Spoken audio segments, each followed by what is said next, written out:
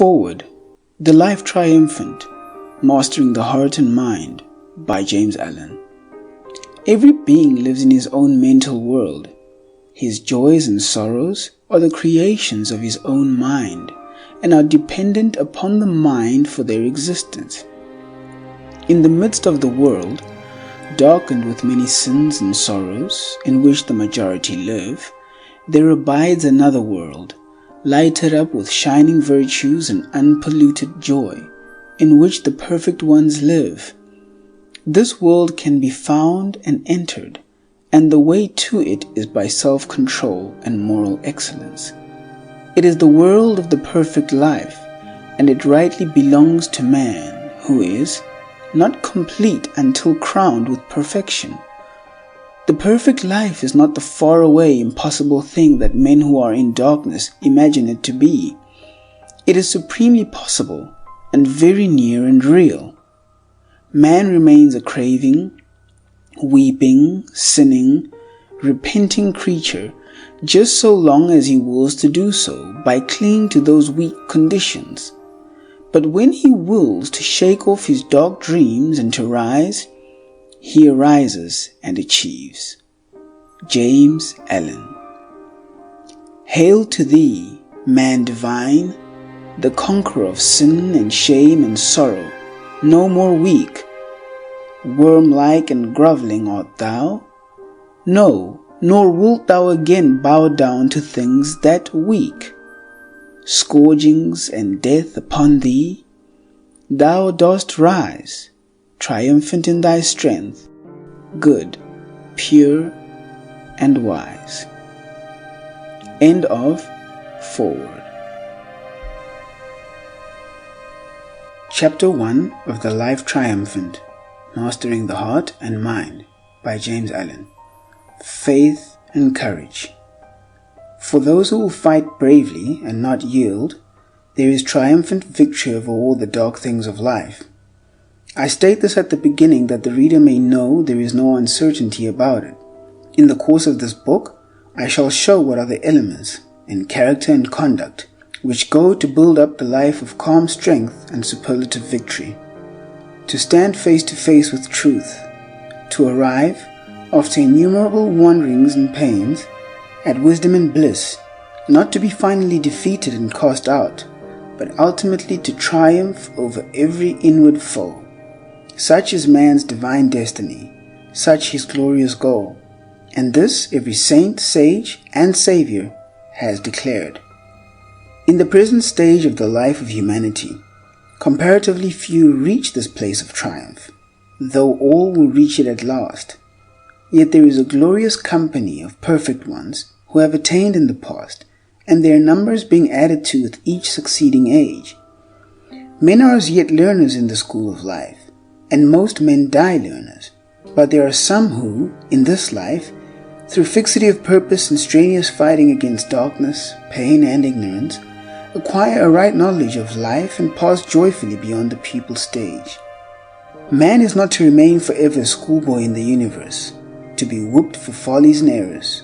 When he wills and wishes, he can set his mind upon his task and master the lessons of life, becoming a confident and skilled scholar, living in understanding and peace, and not in ignorance and misery.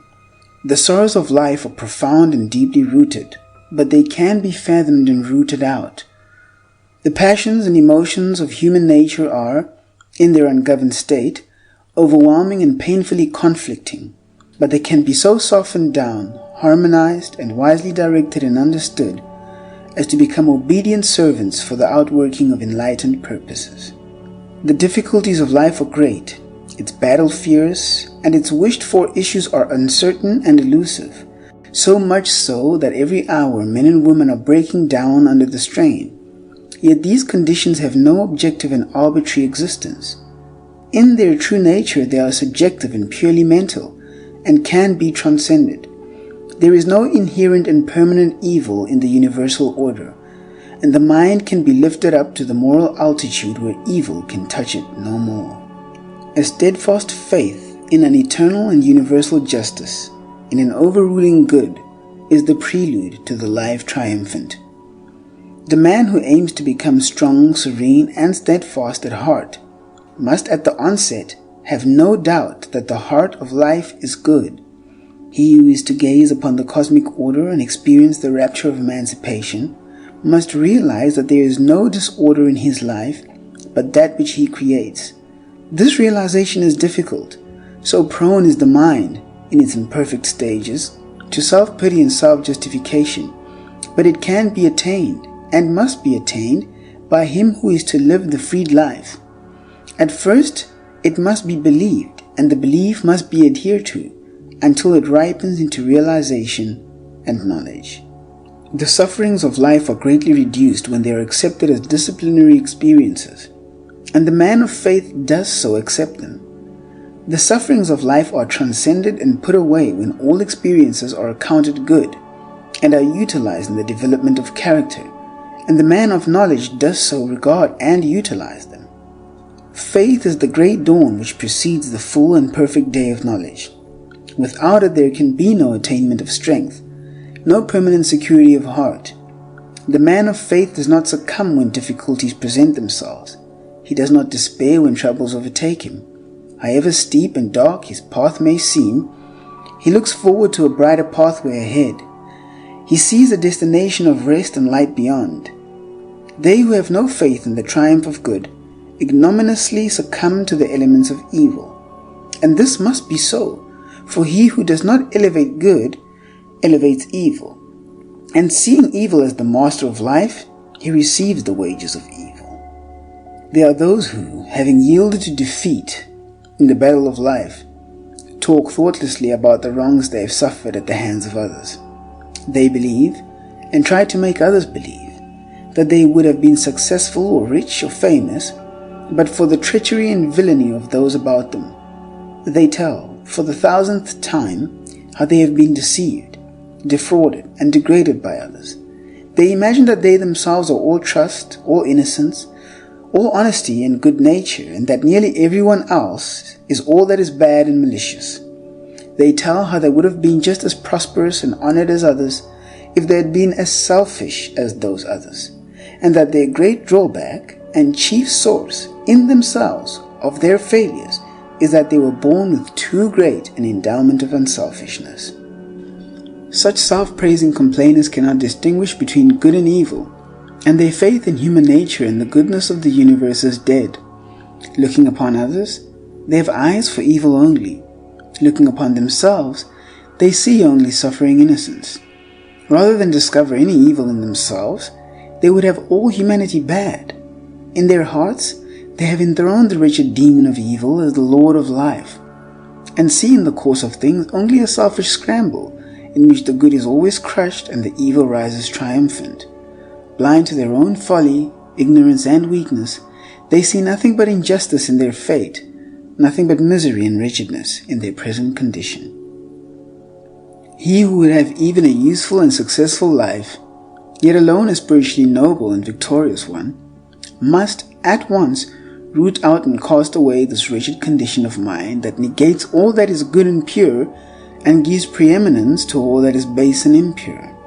Misfortune, misery, and defeat most surely await the man who believes that dishonesty, deceit, and selfishness are the best weapons whereby to achieve a successful life. What courage and strength can a man develop, and what quiet and happiness can he enjoy, who believes that in order to keep pace with others, he must continually deny and discourage the better qualities of his nature? The man who believes that evil is more powerful than good and that bad men have the best of life is still involved in the elements of evil, and, being so involved, he suffers, must necessarily suffer, defeat. It may appear to you that the world is given over to wickedness, that the bad prosper and the good fail, that there is nothing but chance, injustice, and disorder. But do not believe this. Regard it as an elusive appearance. Conclude that you do not see life as it really is, that you have not yet fathomed the causes of things, and that when you can look upon life through a purer heart and a wiser mind, you will see and understand its equity. And truly, when you do so look at life, you will see good where you now see evil, order where now appears disorder, and justice where now injustice seems to prevail. The universe is a cosmos, not a chaos, and the bad do not prosper. It is true there is much evil in the world, otherwise there'd be no necessity for moral aims. But there is also much misery in the world, and the evil and misery are related as cause and effect. It is equally true that there is much good in the world, and much abiding gladness, and the good and gladness are related as cause and effect. He who has acquired that faith in the power and supremacy of good which no apparent injustice, no amount of suffering and no catastrophe can shake, will pass through all emergencies, all trials and difficulties, with a sublime courage that defiles the demons of doubt and despair. He may not succeed in all his plans. He may even encounter much failure, but when he fails, it will be that he may frame nobler purposes and ascend to higher achievements. He will only fail in order to reach a success greater than that of which he first dreamed. His life will not, cannot be a failure. Some of its details will fail, but this will be but the breaking of weak links in the chain of character and events, in order that the whole may be made strong and complete. There is an animal courage which can calmly face the fire of an enemy in battle, or the fierce rage of beasts, but which fails in the battle of life and breaks down when confronted with the beasts that rage within one's own heart. It requires a higher, diviner courage to remain calm in the hour of deprivation and calamity than in the heat of battle, to overcome self and to overcome another. And this diviner courage is the companion of faith. A mere theological belief, commonly confused with faith, will not avail. Beliefs about God, Jesus, creation, etc. are merely surface opinions, derived chiefly from custom, which do not reach down to the real life of a man and have no power to bestow faith. Such beliefs may accompany faith, but they are distinct from it. Frequently, those who hold most tenaciously to particular beliefs about God, Jesus, the Bible, are most lacking in faith. That is, they give way to complaint, despondency, and grief immediately after some petty trouble overtakes them. If one is given to irritability, anxiety, hopelessness, and lamentations over the simple things of life, let him know that, in spite of his religious belief or metaphysical philosophy, he lacks faith. For where faith is, there is courage, there is fortitude, there is steadfastness and strength. The opinions of men are likely to be considered, for they are changing with every new breeze of thought. They have very little part in the reality of things, being the bubbles of a surface effervescence. But behind all opinions, there is the same human heart. The godless are they who are goodless, even though they may be members of churches and make great profession of faith in God. The godly are they who are goodly, even though they make no profession of religion. The complainers and bewailers are the faithless and unbelieving. Those who deny or belittle the power of good, and in their lives and actions affirm and magnify the power of evil, are the only real atheists.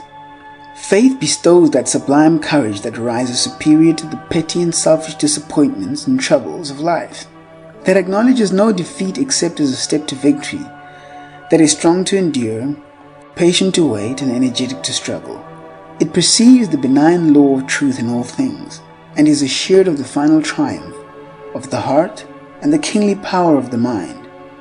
Light up, then, the lamp of faith in your heart, and walk through the darkness guided by its illuminating rays.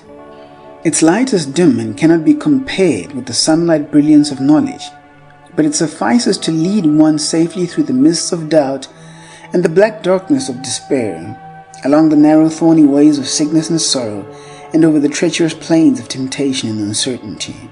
It enables man to ward off and outstrip the foul beasts that rage in the jungle of his heart, and to reach safely the open plains of a pure life, and the mountain levels of conquest, where the dim light of faith is no longer needed.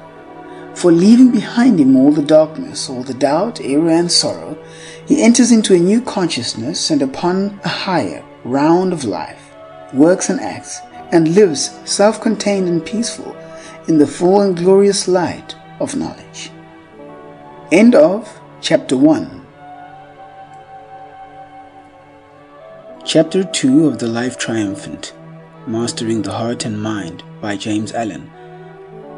Manliness, Womanliness, and sincerity. Before a man can be truly godly, he must be manly. Before a woman can be truly godly, she must be womanly. There can be no true goodness apart from moral strength. Simpering, pretense, artificial behavior, flatteries, insincerities, and smiling hypocrisies. Let these things be forever destroyed and banished from our minds. Evil is inherently weak, ineffectual, and cowardly. Good is essentially strong, effective, and courageous. In teaching men and women to be good, I teach them to be strong, free, self-reliant. They greatly misunderstand me and the principles which I enunciate, who imagine that because I teach gentleness, purity, and patience, I teach the cultivation of an effeminate weakness. It is only the manly man and the womanly woman who can properly understand those divine qualities. No one is better equipped to achieve the life triumphant than they who, along with active moral qualities and a high sense of purity and honor, are also possessed of the strong animal nature of the normal man. That animal force which, in various forms, surges within you, and which in the hour of excitement carries you blindly away, causing you to forget your higher nature and to forfeit your manly dignity and honor. That same force, controlled, mastered, and rightly directed, will endow you with the divine strength by which you can achieve the highest, noblest, most blissful victories of true living. The savage within you is to be scourged and disciplined into obedience. You are to be the master of your heart, your mind, yourself. Man is only weak and abject when he gives up the reins of government to the lower, instead of directing the lower by the higher. Your passions are to be your servants and slaves, not your masters.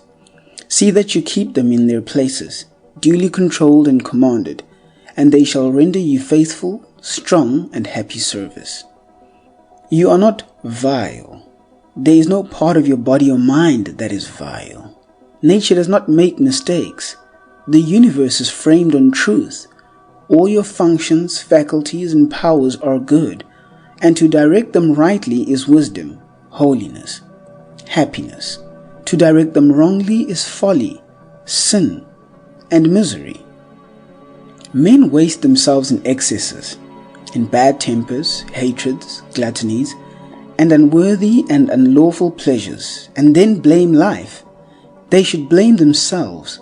A man should have more self-respect than to abuse his nature in any way. He should command himself always, should avoid excitement and hurry, should be too noble to give way to anger, to resent the actions and opinions of others, or fruitlessly to argue with an abusive and cantankerous assailant. A quiet, unobtrusive, and unoffending dignity is the chief mark of a ripe and perfect manhood.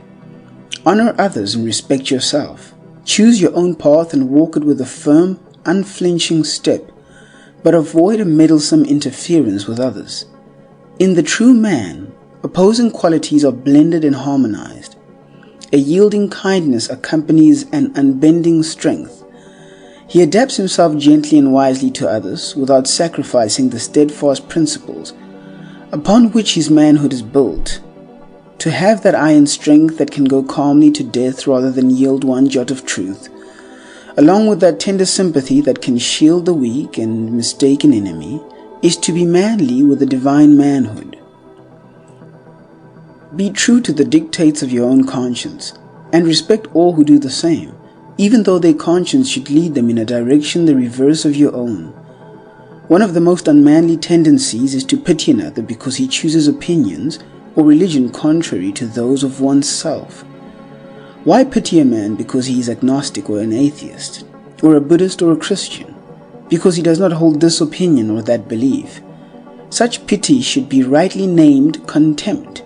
It is the office of pity to feel for the weak, the afflicted, and the helpless. Pity never says, "I pity you." It does kind deeds.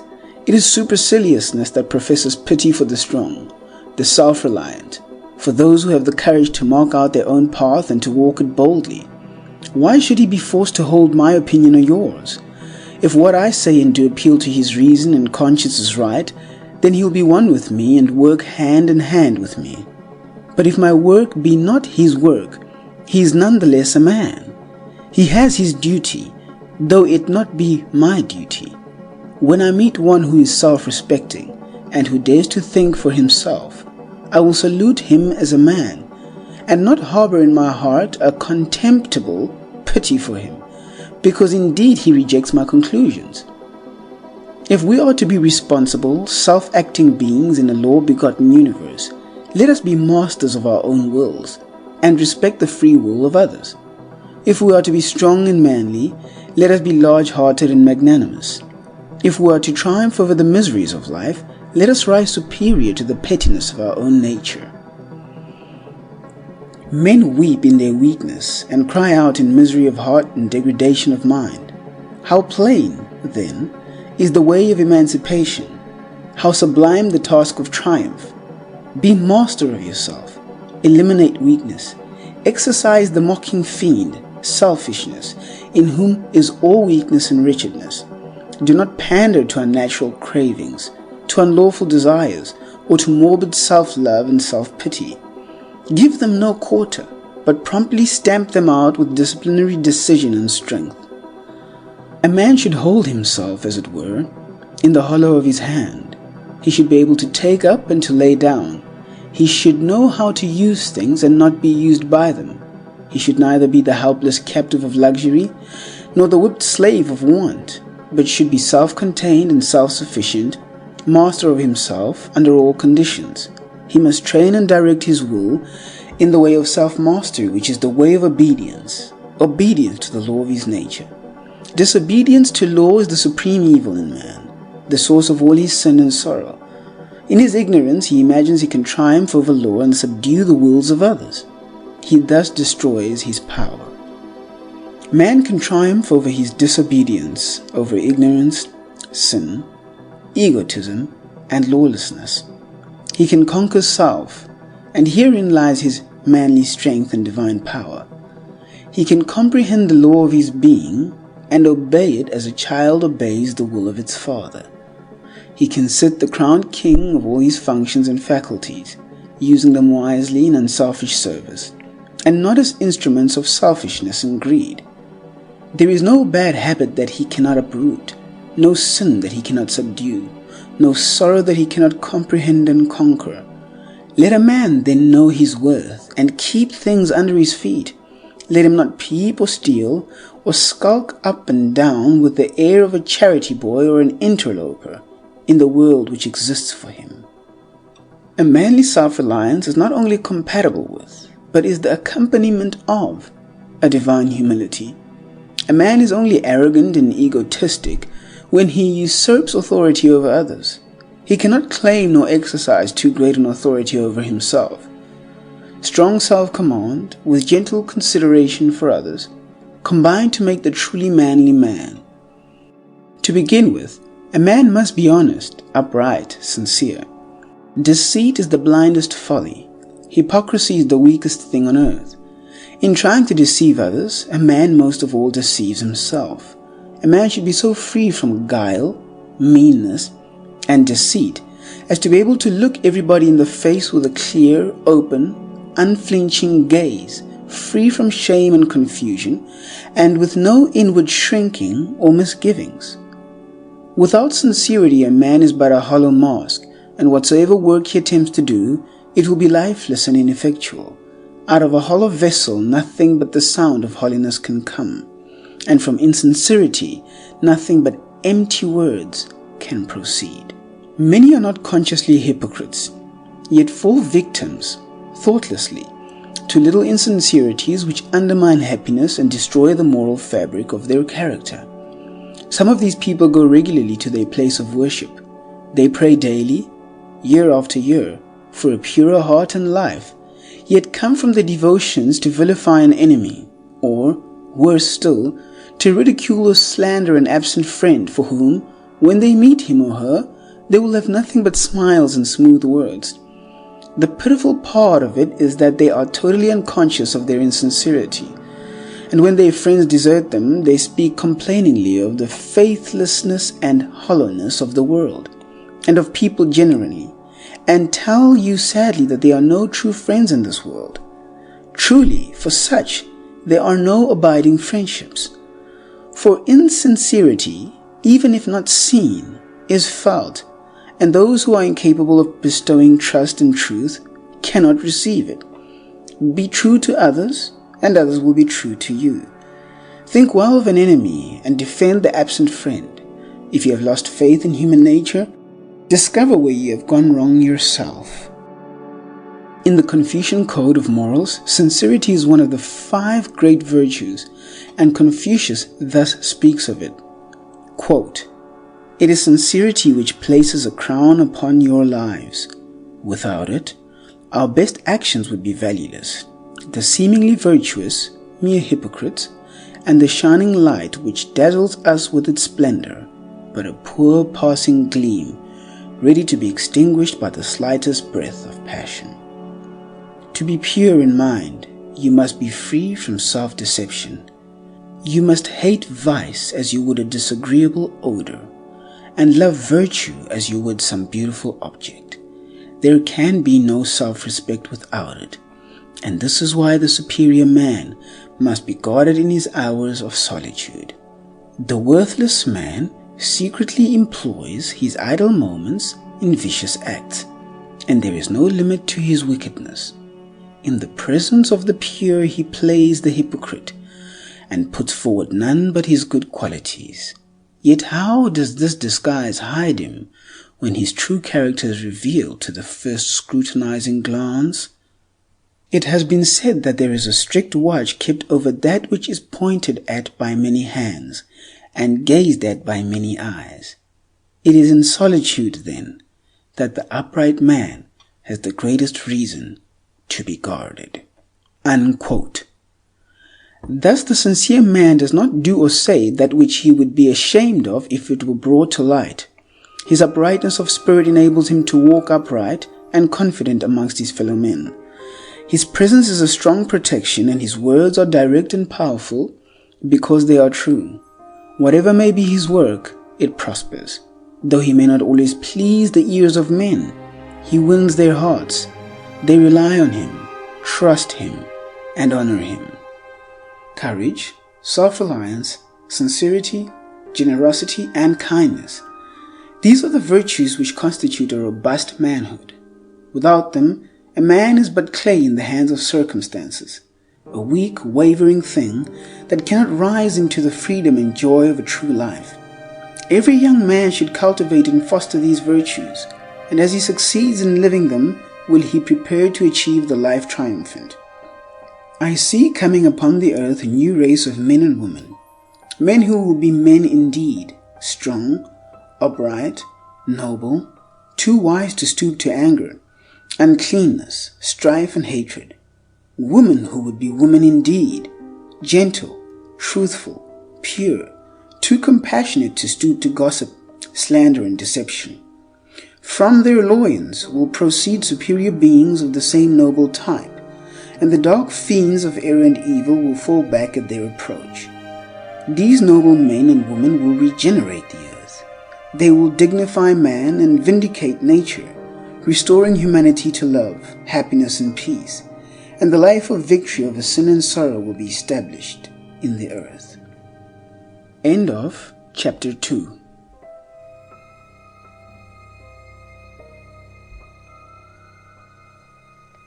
Chapter 3 of The Life Triumphant, Mastering the Heart and Mind by James Allen. Chapter 3. Energy and Power. How wonderful is the universal energy, never tiring, inexhaustible, and apparently eternal in its operation. It moves in atom and in star, informing the fleeting shapes of tune with its restless, glowing, pulsating power. Man is a portion of this creative energy, and in him it manifests through a combination of mental faculties as affection, passion, intelligence, morality, reason, understanding, and wisdom. He is not merely a blind conductor of energy, but he consciously uses, controls, and directs it. Slowly but with certainty is he gaining control of the forces without, and is making them do obedient service.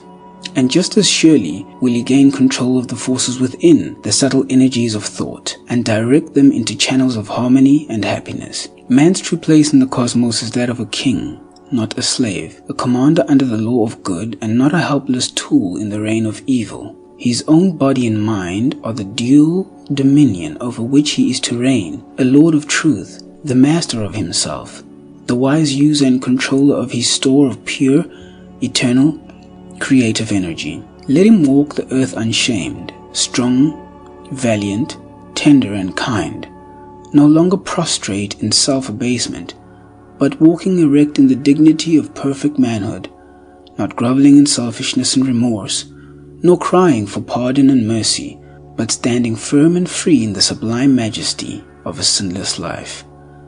Long has man regarded himself as vile, weak and unworthy, and has been content to remain so. But in the new era which has now just burst upon the world, he is to make a glorious discovery that he is pure, powerful, and noble when he rises up and wills. The rising up is not against any outward enemy, not against neighbor, nor governments, nor laws, nor spirits, nor principalities, but against the ignorance, folly, and misery which beset him in the dominion of his own mind. For it is only by ignorance and folly that man is slavish. By knowledge and wisdom his kingdom is restored. Let him who will preach man's weakness and helplessness, but I will teach his strength and power. I write for men, not for babes, for those who are eager to learn and earnest to achieve, for those who will put away, for the world's good, a petty personal indulgence, a selfish desire, a mean thought, and live on as though it were not, without craving and regret. The truth is not for the frivolous and the thoughtless. The life triumphant is not for triflers and loiterers. Man is a master. If he were not, he could not act contrary to law. Thus his so-called weakness is an indication of strength. His sin is the inversion of his capacity for holiness. For what is his weakness and sin but misdirected energy, misapplied power? In this sense, the wrongdoer is strong, not weak, but he is ignorant, and exerts his strength in wrong directions instead of right, against the law of things instead of with it. Suffering is the recoil of misdirected strength. The bad man becomes good by reversing his conduct. If you are weeping over your sins, cease to commit those sins and establish yourself in their opposing virtues. It is thus that weakness is converted into strength, helplessness into power, and suffering into bliss. By turning his energies from the old channels of vice and directing them into the new channels of virtue, the sinner becomes a saint. While the universal energy may be unlimited, in particular forms its sum is strictly limited. A man is possessed of a given amount of energy, and he can use it or misuse it, can conserve and concentrate it, or dissipate and disperse it. Power is concentrated energy. Wisdom is that energy adapted to beneficent ends. He is the man of influence and power who directs all his energies towards one great purpose, and patiently works and waits for its fulfillment, sacrificing his desires in other and more pleasant directions. He is the man of folly and weakness who, thinking chiefly of pleasure, gratifies the desire of the hour, or follows the whim and impulse of the moment, and so drifts thoughtlessly into peevishness and poverty of mind. The energy used in one direction is not available for use in other directions. This is a universal law both in mind and matter. Emerson calls it the law of compensation. Gain in a given direction necessitates loss in its opposite direction. The force placed in one scale is deducted from the other scale. Nature is always endeavoring to strike a balance. The energy which is dissipated in idleness is not given to work. The pleasure seeker cannot be a truth seeker. The force wasted in a fit of bad temper is drawn from the man's store of virtue, particularly the virtue of patience. Spiritually, this law of compensation is the law of sacrifice. Selfish pleasure must be sacrificed if purity is to be gained. The force wasted in a fit of bad temper is drawn from the man's store of virtue, particularly the virtue of patience. Spiritually, this law of compensation is the law of sacrifice. Selfish pleasure must be sacrificed if purity is to be gained. Hatred must be yielded up if love is to be acquired. Vice must be renounced if virtue is to be embraced. Earnest men soon discover that if they are to accomplish anything that is successful, strong, and enduring, in worldly, intellectual, or spiritual channels, they must curb their desires and sacrifice much that seems sweet, yea, even much that seems important. Hobbies, bodily and mental indulgences, enticing companionships, alluring pleasures, and all work that does not tend to some central purpose in his life must be sacrificed by the man of strong resolve. He opens his eyes to the fact that time and energy are strictly limited, and so he economizes the one and concentrates the other. Foolish men waste their energies in swinish ease and gluttonous indulgence, in frivolous pleasures and empty talk, in hateful thoughts and irritable outbursts of passion, in vain controversy and meddlesome interference. They then complain that many are more, quote, fortunately equipped than they are for a useful, successful, or great life, and they envy their honored neighbor who has sacrificed self to duty, and has devoted all his energies to the faithful performance of the business of his life, unquote. He who is just speaks the truth, and does what is his own business. Him the world will hold dear. Let a man attend to his own business, concentrating all his energies upon the perfect accomplishment of the task of his life, not stepping aside to condemn or interfere with the duties of others, and he will find life simple, strong, and happy. The universe is girt with goodness and strength, and it protects the strong and the good. Evil and weakness are self-destructive. Dissipation is annihilation. All nature loves strength. I see no inherent cruelty in, quote, the survival of the fittest, unquote. It is a spiritual as well as a natural law. The stronger qualities of the beast are the fittest to evolve to a higher type. The nobler moral qualities in man are his emancipators, and it is well that they should dominate and ultimately crush out the ignoble tendencies. Most certain is it that he who gives dominion to the lower courts destruction and does not survive, either in the struggle of life without or the battle of truth within. The life given to the lower is lost to the higher. Yea, it is finally also lost to the lower. And so all is lost, for evil is ultimately nothingness. But the life given to the higher is preserved and is not lost to anything, for, while it sacrifices much that the world holds precious, it does not sacrifice anything that is precious in reality.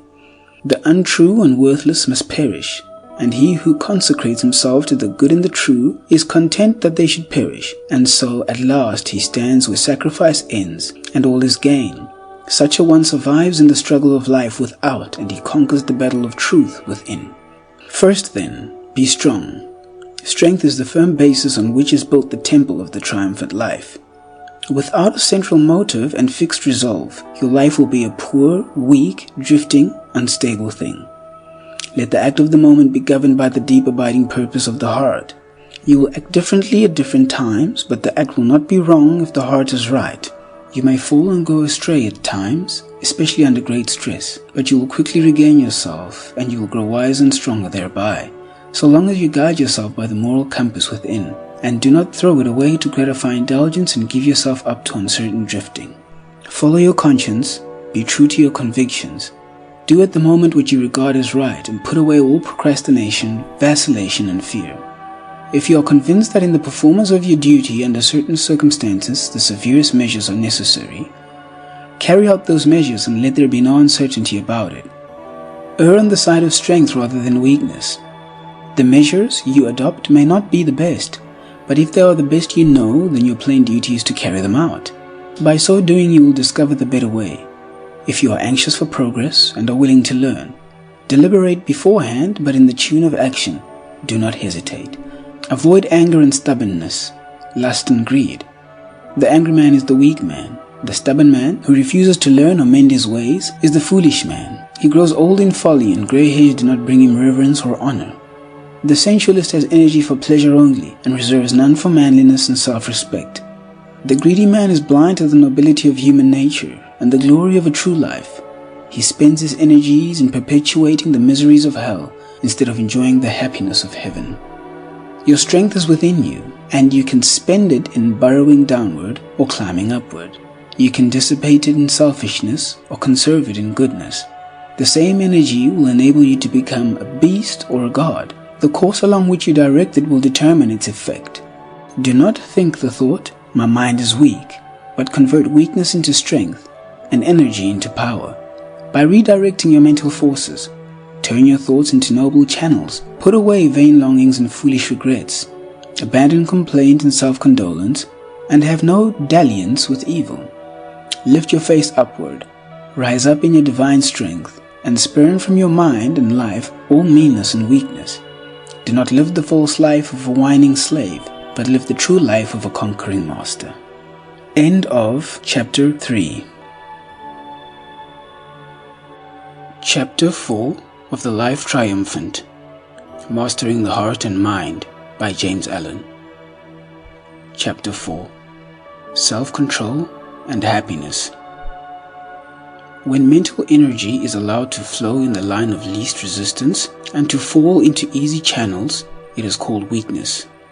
When it is gathered, focused, and forced into upward and different directions, it becomes power, and this concentration of energy and acquisition of power is brought about by means of self-control. In speaking of self-control, one is easily misunderstood. It should not be associated with a destructive repression, but with a constructive expression. This process is not one of death, but of life. It is a divine and masterly transmutation in which the weak is converted into the strong, the coarse into the fine, and the base into the noble, in which virtue takes the place of vice and dark passion is lost in bright intellectuality. The man who merely smothers up and hides away his real nature, without any higher object in view than to create a good impression upon others concerning his character, is practicing hypocrisy and not self-control. As the mechanic transmutes coal into gas and water into steam, and then concentrates and utilizes the finer forces for the comfort and convenience of others, so the man who intellectually practices self-control transmutes his lower inclinations into the finer qualities of intelligence and morality, to the increase of his own and the world's happiness. A man is happy, wise, and great in the measure that he controls himself. He is wretched, foolish, and mean in the measure that he allows his animal nature to dominate his thoughts and actions. He who controls himself controls his life, his circumstances, his destiny, and wherever he goes he carries his happiness with him as an abiding possession. He who does not control himself is controlled by passions, by his circumstances and his fate, and if he cannot gratify the desire of the moment, he is disappointed and miserable. He depends for his fitful happiness on external things. There is no force in the universe which can be annihilated or lost. Energy is transformed, but not destroyed. To shut the door on old and bad habits is to open it to new and better ones. Renunciation precedes regeneration. Every self-indulgence, every forbidden pleasure, every hateful thought renounced is transformed into something more purely and permanently beautiful. Where debilitating excitements are cut off, there spring up rejuvenating joys. The seed dies that the flower may appear. The grub perishes, but the dragonfly comes forth. Truly the transformation is not instantaneous, nor is the transition a pleasant and painless process. Nature demands effort and patience as the price of growth. In the march of progress, every victory is contested with struggle and pain. But the victory is achieved and it abides. The struggle passes, the pain is temporary only. To demolish a firmly fixed habit, to break up a mental tendency that has become automatic with long use, and to force into birth and growth a fine characteristic of lofty virtue, to accomplish this necessitates a painful metamorphosis, a transitional period of darkness to pass through which patience and endurance are required. This is where men fail. This is where they slip back into their old easy animal ruts and abandon self-control as too strenuous and severe. They thus fall short of permanent happiness, and the life of triumph over evil is hidden from their eyes. The permanent happiness which men seek in dissipation, excitement, and abandonment to unworthy pleasure is found only in the life which reverses all this, the life of self-control. So far as a man deviates from perfect self-command, just so far does he fall short of perfect happiness. He sinks into misery and weakness, the lowest limit of which is madness, entire lack of mental control, the condition of irresponsibility. Insofar as a man approximates to perfect self-command, just so near does he approach to perfect happiness and rise into joy and strength. So glorious are the possibilities of such divine manhood, that no limit can be set to its grandeur and bliss. If a man will understand how intimately, yea, how inseparably self-control and happiness are associated, he has but to look into his own heart and upon the world around to find that there are joy-destroying effects of uncontrolled tendencies. Looking upon the lives of men and women, he will perceive how the hasty word, the bitter retort, the act of deception, the blind prejudice, and foolish resentment bring wretchedness and even ruin in their train. Looking into his own life, what days of consuming remorse, of restless anxiety, and of crushing sorrow rise up before his mind. Periods of intense suffering through which he has passed through lack of self-control. But in the right life, the well-governed life, the victorious life, all these things pass away, new conditions obtain, and purer, more spiritual instruments are employed for the achievements of happy ends. There is no more remorse because there is no more wrongdoing. There is no more anxiety because there is no more selfishness. There is no more sorrow because truth is the source of action. The much desired thing which self pursues with breathless and uncontrolled eagerness, yet fails to overtake, comes unbidden and begs to be admitted to him who works and waits in perfect self-command. Hatred, impatience, greed, self-indulgence, vain ambitions, and blind desires, the instruments by which self shapes its ill-finished existence. What clumsy tools they are, and how ignorant and unskillful are they who employ them. Love, patience, kindness, self-discipline, transmuted ambitions and chastened desires, instruments of truth, by which is shaped the well-finished existence, what perfect tools they are, and how wise and skillful are they who use them. Whatsoever is gained by feverish haste and selfish desire is attained in fuller measure by quietness and renunciation. Nature will not be hastened. She brings all perfection in due season. Truth will not be commanded. He has his conditions and must be obeyed. Nothing is more superfluous than haste and anger. A man has to learn that he cannot command things, but that he can command himself, that he cannot coerce the wills of others, but that he can mold and master his own will. And things serve him who serve truth. People seek guidance of him who is master of himself. It is a little understood, yet simple and profound truth, that the man who cannot command himself under the severest external stress is unfit to guide others or to control affairs. It is the fundamental principles in the moral and political teachings of Confucius that before attempting to govern affairs, a man should learn to govern himself. Men who habitually give way under pressure to hysterious suspicions, outbursts of resentments, and explosions of anger are unfit for weighty responsibility and lofty duties, and usually fail, sooner or later, even in the ordinary duties of life, such as the management of their own family or business. Lack of self-control is foolishness, and folly cannot take precedence over wisdom. He who is learning how to subdue and control his turbulent, wandering thoughts is becoming wiser every day. Though for a time the temple of joy will not be completed, he will gather strength in laying its foundations and building its walls. And the day will come when, like a wise master builder, he will rest at peace in the beautiful habitation which he has built. Wisdom inheres in self-control, and in wisdom is pleasantness and peace. The life of self-control is no barren deprivation, no wilderness of monotony. Renunciation there is, but it is a renunciation of the ephemeral and false in order that the abiding and true may be realized. Enjoyment is not cut off, it is intensified. Enjoyment is life. It is the slavish desire for it that kills. Is there anywhere a more miserable man than he who is always longing for some new sensation? Is there anywhere a more blessed being than he who, by self-control, is satisfied, calm and enlightened? Who has most of physical life and joy? The glutton, the drunkard, and the sensualist who lives for pleasure only, or the temperate man who holds his body in subjection, considering its needs and obeying its uses? I was once eating a ripe, juicy apple as it came from the tree, and a man near me said, quote, "I would give anything if I could enjoy an apple like that," unquote. I asked, "Why can't you?" His answer was, quote, "I have drunk whiskey and smoked tobacco until I have lost all enjoyment in such things." Unquote. In pursuit of elusive enjoyments, men lose the abiding joys of life, and as he who controls his senses has most of physical life, joy and strength, so he who controls his thoughts has most of spiritual life, bliss and power. For not only happiness, but knowledge and wisdom also are revealed by self-control. As the avenues of ignorance and selfishness are closed, the open gates of knowledge and enlightenment appear. Virtue attained is knowledge gained. The pure mind is an enlightened mind. He has well-being who controls himself well. I hear men speak of, quote, the monotony of goodness, unquote. If looking for things in the spirit which one has given up in the letter were goodness, then indeed would it be monotonous. The man of self-control does not merely give up his base pleasures, he abandons all longing for them. He presses forward and does not look back.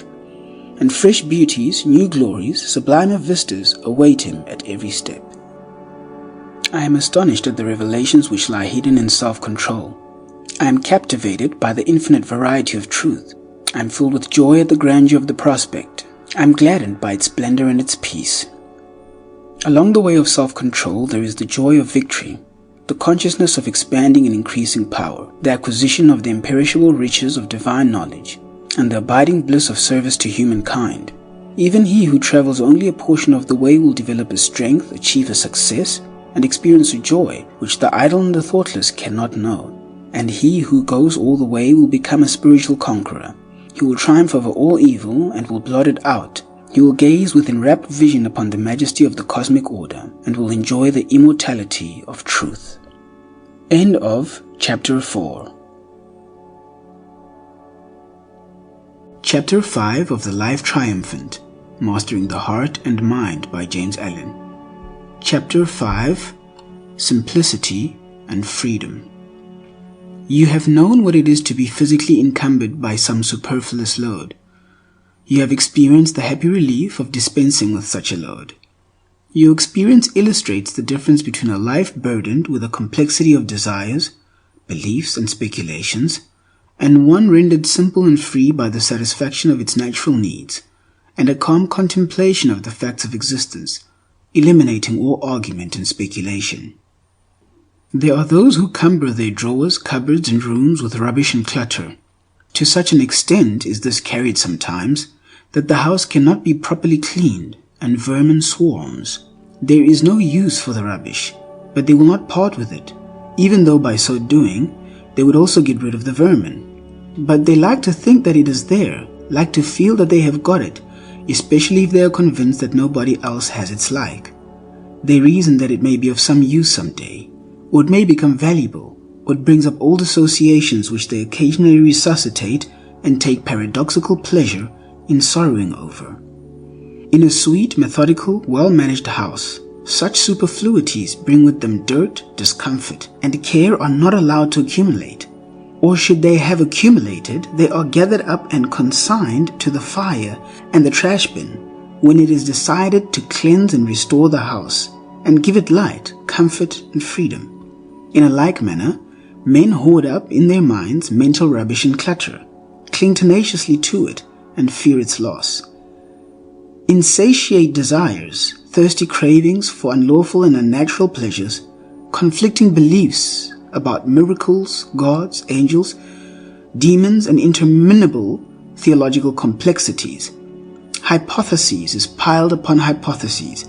Speculation is added to speculation, until the simple, beautiful, all-sufficient facts of life are lost to sight and knowledge beneath the metaphysical pile. Simplicity consists in being rid of this painful confusion of desires and superfluity of opinions, and adhering only to that which is permanent and essential. And what is permanent in life? What is essential? Virtue alone is permanent. Character is essential. So simple is life when it is freed from all the superfluities and rightly understood and lived, that it can be reduced to a few unmistakable, easy to understand, though hard to practice principles. And all great minds have so simplified life. Buddha reduced it to 8 virtues, in the practice of which he declared that men would acquire perfect enlightenment, and these 8 virtues he reduced to 1, which he called compassion. Confucius taught that the perfection of knowledge was contained in 5 virtues, and these he expressed in 1, which he called reciprocity or sympathy. Jesus reduced the whole of life to the principle of love. Compassion, sympathy, love. These 3 are identical. How simple they are too. Yet I cannot find a man who fully understands the depths and heights of these virtues, for who so fully understood them would embody them in practice. He would be complete, perfect, divine. There would be nothing lacking in him of knowledge, virtue, and wisdom. It is only when a man sets earnestly to work to order his life in accordance with the simple precepts of virtue that he discovers what piles of mental rubbish he has hoarded up and which he is now compelled to throw away. The exactions too, which such a course of conduct make upon his faith, endurance, patience, kindness, humility, reason, and strength of will are, until the mind approaches the necessary condition of purity and simplicity, painful in their severity. The clearing out process, whether of one's mind, home, or place of business, is not a light and easy one, but it ends in comfort and repose. All complexities of detail, whether in things material or mental, are reducible to a few fundamental laws or principles, by virtue of which they exist and are regulated. Wise men govern their lives by a few simple rules. A life governed by the central principle of love will be found to be divinely consistent in all its details. Every thought, word, act will fall into proper place and there will be no conflict and confusion. What? Asked the learned man of the Buddhist saint, who had acquired a wide reputation for sanctity and wisdom. What is the most fundamental thing in Buddhism? The saint replied, the most fundamental thing in Buddhism is to cease from evil and to learn to do good. I did not ask you, said the learned man, to tell me what every child of 3 knows. I want you to tell me what is the most profound, the most subtle, and the most important thing in Buddhism. The most profound, the most subtle, the most important thing in Buddhism, said the saint, is to cease from evil and to learn to do well. It is true that a child of 3 may know it, but grey-haired men fail to put it into practice. The commentator then goes on to say that the learned man did not want facts. He did not want truth. He wanted to be given some subtle metaphysical speculation, which would give rise to another speculation, and then to another and another, and so afford him an opportunity of bringing into play the wonderful intellect of which he was so proud. A member of a philosophical school once proudly said to me, "Our system of metaphysics is the most perfect and the most complicated in the world." I discovered how complicated it was by becoming involved in it and then pursuing the process of disentanglement back to the facts of life, simplicity, and freedom. I have since learned how to better utilize my energy and occupy my time in the pursuit and practice of those virtues that are firm and sure, rather than to waste it in the spinning of the pretty but unsubstantial threads of metaphysical cobwebs. But while regarding with disfavor assumption and pride, and that vanity which mistakes its own hypothesis for reality, I set no premium on ignorance and stupidity. Learning is a good thing. As an end in itself, as a possession to be proud of, it is a dead thing. But as a means to the high ends of human progress and human good, it becomes a living power. Accompanied with a lowly mind, it is a powerful instrument for the good. The Buddhist saint was no less learned than his proud questioner, but he was more simple and wise. Even hypotheses will not lead us astray if they are perceived as mere hypotheses and are not confounded with facts. Yet the wisest men dispense with all hypotheses and fall back on the simple practice of virtue. They thus become divine and arrive at the acme of simplicity, enlightenment and emancipation. To arrive at the freedom of joy of simplicity, one must not think less, he must think more. Only the thinking must be set to a high and useful purpose, and must be concentrated upon the facts and duties of life, instead of dissipated in unprofitable theorizing. A life of simplicity is simple in all its parts because the heart which governs it has become pure and strong, because it is centered and rested in truth.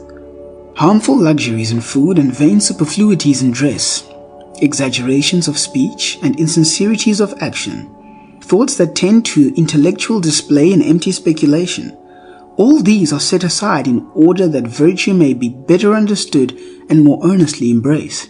The duties of life are undertaken in a spirit from which self is eliminated, and they become transfigured with a new and glorious light, even the light of truth. The great fundamental facts of life, heretofore hidden from knowledge, are plainly revealed, and the eternal verities about which the worldly theorizers can only guess and argue become substantial positions. The simple-hearted, the true-hearted, the virtuous and wise are no longer troubled with doubts and fears about the future and the unknown and unknowable. They take their stand upon the duty of the hour and on the known and the knowable. They do not barter away the actual for the hypothetical. They find in virtue an abiding security. They find in truth an illuminating light which, while it reveals to them the true order of the facts of life, throws a halo of divine promise about the abyss of the unknown, and so they are at rest. Simplicity works untrammeled and becomes greatness and power. Suspicions, deceptions, impurities, despondencies, bewailings, doubts, and fears, all these are cast away, left behind and ignored, and the freed man, strong, self-possessed, calm and pure, works in unclouded assurance and inhabits heavenly plains. End of Chapter 5. Chapter 6 of The Life Triumphant, Mastering the Heart and Mind by James Allen. Chapter 6, Right Thinking and Repose. Life is a combination of habits, some baneful, some beneficent, all of which take their rise in one habit of thinking. The thought makes the man. Therefore, right thinking is the most important thing in life. The essential difference between a wise man and a fool is that the wise man controls his thinking. The fool is controlled by it. A wise man determines how and what he shall think, and does not allow external things to divert his thoughts from the main purpose. But a fool is carried captive by every tyrant thought as it is aroused within him by external things, and he goes through life the helpless tool of impulse, whim, and passion. Careless, slovenly thinking, commonly called thoughtlessness, is the companion of failure, wrongdoing, and wretchedness. Nothing, no prayers, no religious ceremonies, not even acts of charity can make up for wrong thinking. Only right thinking can rectify a wrong life. Only the right attitude of mind towards men and things can bring repose and peace. The triumphant life is only for him whose heart and intellect are attuned to lofty virtue. He must make his thought logical, sequential, harmonious, symmetrical. He must mold and shape his thinking to fixed principles, and thereby establish his life on the sure foundation of knowledge. He must not merely be kind, he must be intelligently kind, must know why he is kind. His kindness must be an invariable quality and not an intermittent impulse interspersed with fits of resentment and acts of harshness. He must not merely be virtuous under virtuous circumstances. His virtue must be of a kind that shall continue to shine with unabated light when he is assailed with vicious circumstances. He must not allow himself to be hurled from the throne of divine manhood by the shocks of fate or the praise and blame of those around him. Virtue must be his abiding habitation, his refuge from the whirlwind and the storm. And virtue is not only of the heart, it is of the intellect also, and without this virtue of the intellect, the virtue of the heart is imperiled. Reason, like passion, has its vices. Metaphysical speculations are the riot of the intellect, as sensuality is the riot of the affections. The highest flights of speculation, pleasing as they are, reveal no place of rest, and the strained mind must return to facts and moral principles to find that truth which it seeks. As the soaring bird returns for refuge and rest to its nest in the rock, so must the speculative thinker return to the rock of virtue for surety and peace. The intellect must be trained to comprehend the principles of virtue, and to understand all that is involved in their practice. Its energies must be restrained from wasteful indulgence in vain subtleties, and be directed in the path of righteousness and the way of wisdom. The thinker must distinguish, in his own mind, between reality and assumption. He must discover the extent of his actual knowledge. He must know what he knows. He must also know what he does not know. He must learn to discriminate between belief and knowledge, error and truth. In his search for the right attitude of mind which perceives truth and works out a wise and radiant life, he must be more logical than logic, more merciless in exposing the errors of his own mind than the most sarcastic logician is in exposing the errors of the minds of others. After pursuing this course of discrimination for a short time, he will be astonished to find how small is the extent of his actual knowledge, yet he will be gladdened by its possession, for small as it is the pure gold of knowledge. And what is better, to have a few grains of gold hidden away in tons of ore where it is useless, or to extract the gold and throw away the ore? As the miner sifts away bush shells of dull earth to find the sparkling diamond, so the spiritual miner, the true thinker, sifts away from his mind the accumulation of opinions, beliefs, speculations, and assumptions to find the bright jewel of truth, which bestows upon its possessor wisdom and enlightenment. And the concentrated knowledge which is ultimately brought to light by this sifting process is found to be so closely akin to virtue that it cannot be divided from it, cannot be set apart as something different. In his search for knowledge, Socrates discovered virtue. The divine maxims of the great teachers are maxims of virtue. When knowledge is separated from virtue, wisdom is lost. What a man practices, that he knows. What he does not practice, that he does not know. A man may write treatises or preach sermons on love, but if he treats his family harshly or thinks spitefully of his enemy, what knowledge has he concerning love? In the heart of the man of knowledge there dwells a silent and abiding compassion that shames the fine words of the noisy theorist. He only knows what peace is whose heart is free from hatred, who lives in peace with all. Cunning definitions of virtue only serve to deepen ignorance when they proceed from vice-stained lips. Knowledge has a deeper source than the mere memorizing of information. That knowledge is divine, which proceeds from acquaintance with virtue. The humility which purges the intellect of its empty opinions and vain assumptions also fortifies it with a searching insight and invincible power. There is a divine logic which is indistinguished from love. The reply, quote, "He that is without sin among you, let him cast the first stone," unquote, is unanswerable logic. It is also perfect love. The wrong thinker is known by his vices. The right thinker is known by his virtues. Troubles and unrest assail the mind of the wrong thinker, and he experiences no abiding repose. He imagines that others can injure, snub, cheat, degrade, and ruin him. Knowing nothing of the protection of virtue, he seeks the protection of self, and takes refuge in suspicion, spite, resentment, and retaliation, and is burnt in the fire of his own vices. When slandered, he slanders in return. When accused, he discriminates. When assailed, he turns upon his adversary with double fierceness. Quote, "I have been treated unjustly," unquote, exclaims the wrong thinker, and then abandons himself to resentment and misery. Having no insight and unable to distinguish evil from good, he cannot see that his own evil, and not his neighbor's, is the cause of all his trouble. The right thinker is not concerned with thoughts about self and self-protection, and the wrong actions of others towards him cannot cause him trouble or unrest. He cannot think, quote, "This man has wronged me," unquote. He perceives that no wrong can reach him but by his own evil deeds. He understands that his welfare is at his own hands, and thus none but himself can rob him of his repose. Virtue is his protection, and retaliation is foreign to him. He holds himself steadfastly in peace, and resentment cannot enter his heart. Temptation cannot find him unprepared, and it assails in vain the strong citadel of his mind. Abiding in virtue, he abides in strength and peace. The right thinker has discovered and acquired the right attitude of mind toward men and things, the attitude of a profound and loving repose. And this is not resignation, it is wisdom. It is not indifference, but watchful and penetrating insight. He has comprehended the facts of life. He sees things as they are. He does not overlook the particulars of life, but reads them in the light of cosmic law, sees them in their right relations as the proportions of the universal scheme. He sees the universe is upheld by justice. He watches but does not engage in the petty quarrels and fleeting strifes of men. He cannot be partisan. He sympathies with all.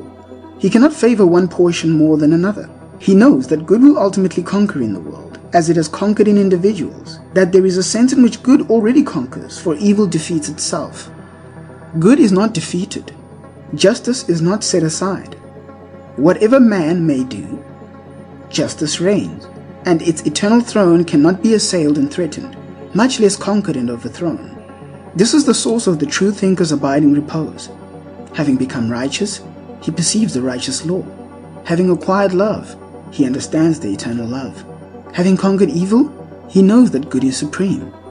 He is only the true thinker whose heart is free from hatred, lust and pride, who looks out upon the world through eyes washed free from evil, whose bitterest enemy arouses no enmity, but only tender pity in his heart, who does not talk vainly about things of which he has no knowledge, and whose heart is always at peace.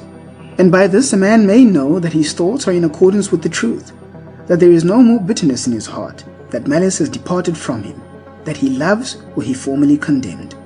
A man may be learned, but if he is not wise, he will not be a true thinker. Not by learning will a man triumph over evil, Not by much study will he overcome sin and sorrow. Only by conquering himself will he conquer evil. Only by practicing righteousness will he put an end to sorrow.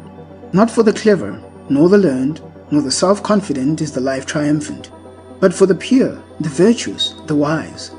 The former achieved their particular success in life, but the latter alone achieved great success, a success so invincible and complete that even an apparent defeat shines with added victory. Virtue cannot be shaken, virtue cannot be confounded, virtue cannot be overthrown. He who thinks in accordance with virtue, who acts righteously, whose mind is the servant of truth, he it is who conquers in life and in death. For virtue must triumph, and righteousness and truth are the pillars of the universe. End of Chapter 6.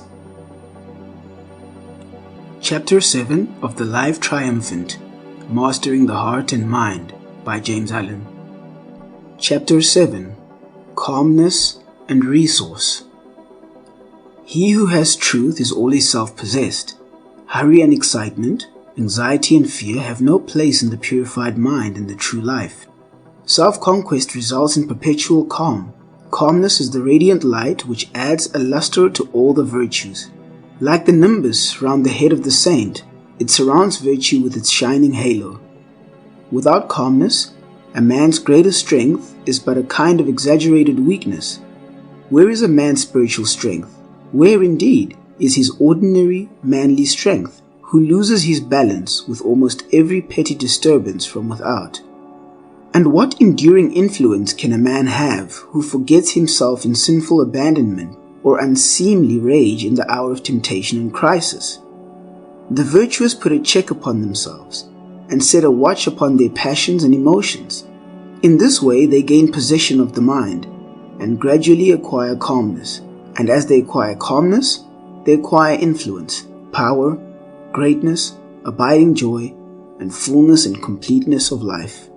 Those who do not put a check upon themselves, whose emotions and passions are their masters, who crave excitement and race after unholy pleasures, these are not yet fit for a life of joyful victory, and can neither appreciate nor receive the beautiful jewel of calmness. Such may pray for peace with their lips, but they do not desire it in their hearts, or the word, quote, peace, unquote, may only mean to them another kind of periodic pleasure which they desire to enjoy. In the life of the calm, there are no fitful periods of sinful excitement, followed by reactionary hours of sorrow and remorse. There are no foolish elations, followed by equally foolish depressions. No degrading actions, followed by misery and loss of self-respect. All these things are put away, and what remains is truth. And truth is forever encircled with peace. The calm life is new, unbroken bliss. Duties which are irksome to the ungoverned are things of joy to the calm man. Indeed, in the calm life, the word, quote, duty, unquote, receives a new meaning. It is no longer opposed to happiness, but it is one with happiness. The calm man, the right-seeing man, cannot separate joy from duty. Such separation belongs to the mind and life of the pleasure hunter and lover of excitement. Calmness is difficult to attain because men cling blindly to the lower disturbances of the mind for the passing pleasure which these disturbances afford. Even sorrow is sometimes selfishly gloated over as a kind of occasional luxury. But though difficult to attain, the way which leads to its attainment is simple. It consists of abandoning all those excitements and disturbances which are opposed to it and fortifying oneself in these steadfast virtues, which do not change with changing events and circumstances, which have no violent reactions, and which therefore bestow perpetual satisfaction and abiding peace. He only finds peace who conquers himself, who strives, day by day, after self-possession, greater self-control, greater calmness of mind. One can only be a joy to himself and a blessing to others in the measure that he has command of himself, and such self-command is gained only by persistent practice. A man must conquer his weakness by daily effort. He must understand them and study how to eliminate them from his character. If he continues to strive, not giving way, he will gradually become victorious. Each little victory gained, though there is a sense in which no victory can be called little, will be so much more calmness acquired and added to his character as an eternal possession. He will thus make himself strong, capable, and blessed, fit to perform his duties faultlessly, and to meet all events with an untroubled spirit. But even if he does not, in this life, reach that supreme calm which no shock can disturb, he will become sufficiently self-possessed and pure to enable him to fight the battle of life fearlessly and to leave the world a little richer for having known the goodness of his presence. By constantly overcoming self, a man gains a knowledge of the subtle intricacies of his mind, and it is this divine knowledge which enables him to become established in calmness. Without self-knowledge, there can be no abiding peace of mind, and those who are carried away by tempestuous passions cannot approach the holy place where calmness reigns. The weak man is like one who, having mounted a fiery steed, allows it to run away with him and carry him whithersoever it wills. The strong man is like one who, having mounted the steed, governs it with a masterly hand and makes it go in whatever direction and whatever speed he commands. Calmness is the crowning beauty of a character that has become, or is becoming divine, and is restful and peace-giving to all who come in contact with it. Those who are still in their weakness and doubt find the presence of the calm mind restful to their troubled minds, inspiring to their faltering feet, and rich with healing and comfort in the hour of sorrow. For he who is strong to overcome self is strong to help others.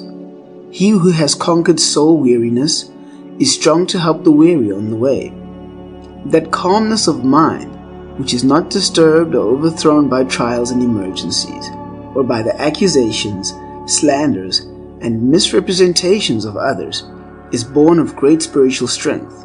It is the true indication of an enlightened and wise understanding. The calm mind is the exalted mind, divinely gentle and externally strong, is that man who does not lose his serenity, nor forget his peace when falsehoods and indignities are heaped upon him. Such calmness is the perfect flower of self-control. It has been slowly and laboriously gained, by patiently passing through the fires of suffering, by subjecting the mind to a long process of purification. The calm man has discovered the spring of both happiness and knowledge within himself, and it is a spring that can never run dry. His powers are at his full command, and there is no limit to his resources. In whatever direction he employs his energies, he will manifest originality and power. And this is so because he deals with things as they are, and not with mere opinions about things.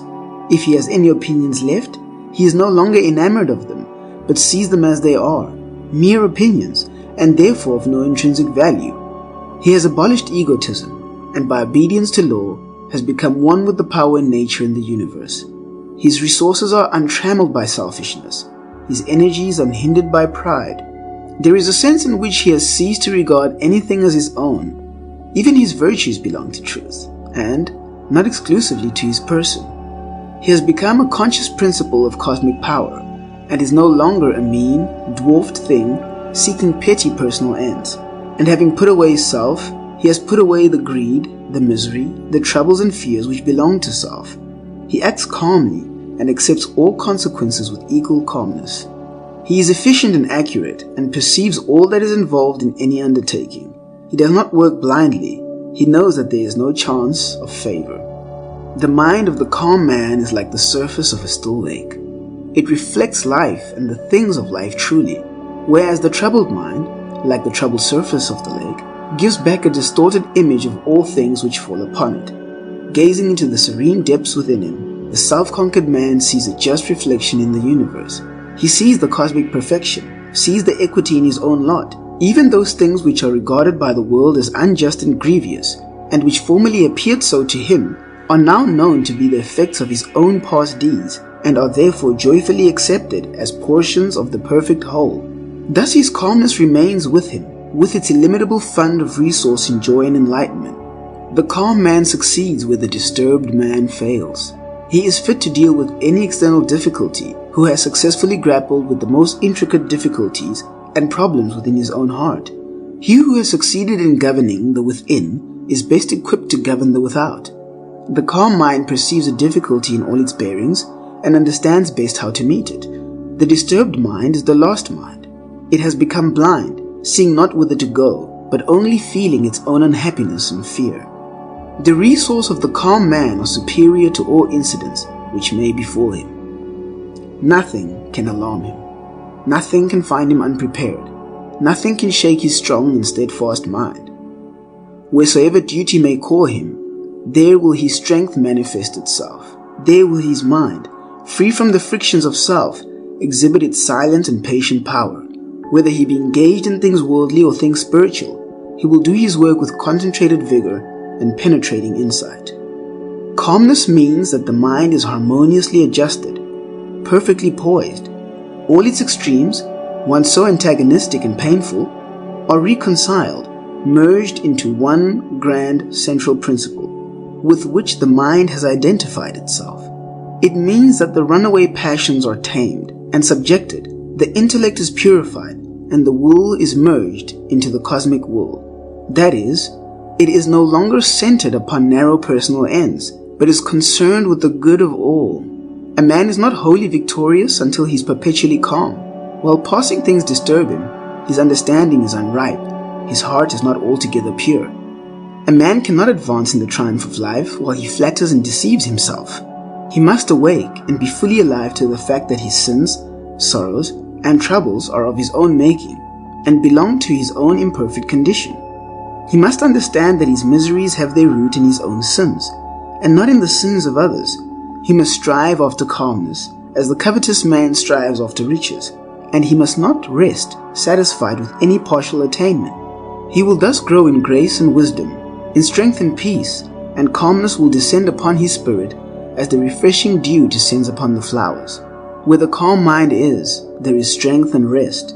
There is love and wisdom. There is one who has fought successfully innumerable battles against self, who, after long toil in secret against his own failings, has triumphed at last. End of Chapter 7. Chapter 8 of the Life Triumphant, Mastering the Heart and Mind by James Allen. Chapter 8, Insight and Nobility. In the pursuit and practice of virtue, there at last comes a time when a divine insight dawns upon the mind. It searches into the causes and principles of things, which, once attained, establishes its possessor firmly in virtue. It renders him invulnerable to the assaults of temptation and invincible in his work for the world. When the understanding is ripened by the culture of virtue, vicious inclinations disappear and wrongdoing becomes impossible. When individual conduct is perceived as an unbroken series of causes and effects, the perceiving mind finally decides for virtue, and the lower selfish elements are just cast away forever. Until a man perceives the just law which operates in human life, whatever virtue he may manifest at any given time, he is not firmly established in nobility of character. He is not fully armored with righteousness, and is not safely lodged in his final refuge. Not having acquired that perfect insight which knows good and evil, and which perceives the effects of all deeds, both good and bad, he breaks down when assailed by temptation, at those points in his character which are not well fortified, those which have, so far, dimmed his spiritual insight and barred him from perfect vision. By thus breaking down, he discovers that within which has hindered him, and by setting to work to remove the hindrance, he ascends still higher in the scale of virtue, and approaches nearer to the perfect insight into the true order of life which makes a man divine. Under certain circumstances, a man, held in restraint by the influence of friends, by custom and environment, and not by his own inherent purity and strength, will appear to have, and may believe he possesses, a virtue of which he knows nothing in reality. And his lack of such virtue only appears when all outward restraints are withdrawn, and under temptation, the concealed weakness and vice make themselves manifest. On the other hand, the man of superior virtue will seem, in a familiar environment, to be much the same as his weaker fellows, and his virtue will not be apparent to those about him. But when he is suddenly brought into contact with great temptations or extraordinary events, his latent virtue appears in all its beauty and strength. Insight destroys the dominion of evil and reveals the faultless operation of the good law. The man of perfect insight cannot sin, because he fully understands the nature of good and evil, and it is impossible for one who knows good and evil, in all their ramifications of cause and effect, to choose the evil and reject the good. Just as the sane man would not choose ashes in preference to food, so the spiritually awakened man would not choose evil in preference to good. The presence of sin is an indication of self-delusion. and of ignorance. The spiritual vision is warped or undeveloped, and there is confusion of mind concerning the nature of good and evil. In the early stages of virtue, a man arrays himself against the forces of evil, which appear to him to be overpowering in their might and almost, if not entirely, unconquerable. But with the advent of insight, a new light is thrown upon the nature of things, and evil appears as it actually is, a small, dark, powerless thing, a mere negation, and not a formidable force or combination of forces. The man of insight knows that the root of evil is ignorance, and not an intelligent power, and that all sin and suffering proceed therefrom. Thus, knowing evil to be merely a deprivation of good, he cannot hate it, but manifest compassion for all sinning and suffering beings. Indeed, he who has so far conquered the evil in his own heart as to know the nature and source of evil, cannot possibly hate, dislike, or despise any being, no matter how far removed from virtue it may be. But, while fully perceiving the degradation of character, he understands the dark spiritual condition from which such degradation springs, and so he pities and helps where, without insight, he would hate and despise. Love ever attends upon insight, and pity waits on knowledge. That insight, which proceeds from self-purification and long acquaintance with virtue, makes itself manifest in the form of rightness of character. There is an unchanging strength and sweetness combined, a clearness of intellect, a virile strength of will, and a gentleness of heart. A combination which denotes a cultured, mellowed, perfect being, one who has acquired sympathy, compassion, purity, and wisdom. Thus, while, quote, goodness gives insight, unquote, insight renders goodness permanent, fixes the mind in love and practice of all that is pure and noble, and stamps upon a man's brow the seal of divinity. The man whose goodness is of the kind that does not alter with altered environment, or with the changing altitudes of those around him, has reached the divine goodness. He understands the supreme good. He is no longer concerned with evil as the thing that can harm, but he is concerned with good only, and so he ignores evil and recognizes only good. He perceives that men commit evil out of the mistaken idea of good, and, thus perceiving, no hatred can enter his peaceful heart. The life of such a man is powerful, no matter how obscure it may be, for goodness is the most powerful thing in the world. The fact of his living and moving among men confers incalculable benefit upon the race, although during his lifetime this may not be perceived or understood. So powerful is goodness that the destiny of the world was, is, and will be in the hands of the good. Those who are good are the guides and emancipators of humanity.